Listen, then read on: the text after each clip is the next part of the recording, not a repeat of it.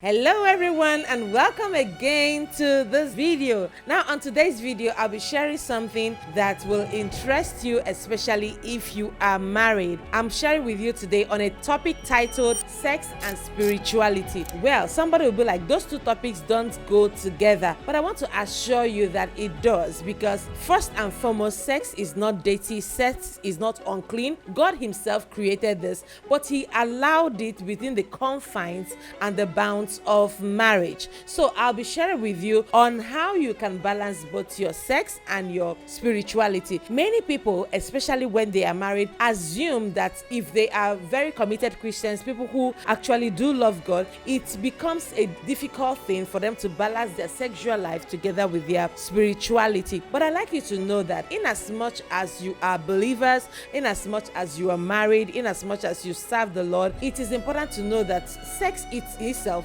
is a carnal thing. It has to do with your body, it has to do with your mind, and you have to put your mind into it. Many researchers and people who are very deep in the school of thought say that the biggest sex organ is the mind. It starts from the mind. So when you are with your husband or when you are with your wife and you want to have sex, one thing you should remember is this: whatever it is that both of you agree within yourselves is obtainable and it's okay. One thing I always tell people about sexual styles and the stuff is that you don't have to practice everything. And for some people who are not yet married, who would always say, oh, let me practice so that I will get to know better when I'm married, I like you to know that when you get married, you are getting married to a different person and you have to learn all over from the very beginning. Trust me when I tell you this, because I have been a marriage counselor for several years, almost 20 years, and I can tell you most assuredly that it is important that you know this, that you do not need any experience whatsoever. You don't need to be a master or an expert at sex before you do get married, because when you get married, you're getting married to a different individual, and both of you are meant to learn yourselves and know what works for you or what does not work for you. What you have watched in one stupid pornography, it will not serve you in marriage. It will not serve you even in marriage, because you are getting married to a different person who may or may not like whatever thing you have practiced or you have become an expert at, because this is what marriage is all about. And I always tell people that whatever it is that both of you have agreed, if it is not outside the boundaries of your agreement, if it does not make you uncomfortable, if it does not make you hot, if it does not make you unhappy, if it is something that is acceptable in your mind and something you can do, very well, go ahead and do it. And for some of us who think we are spiritual,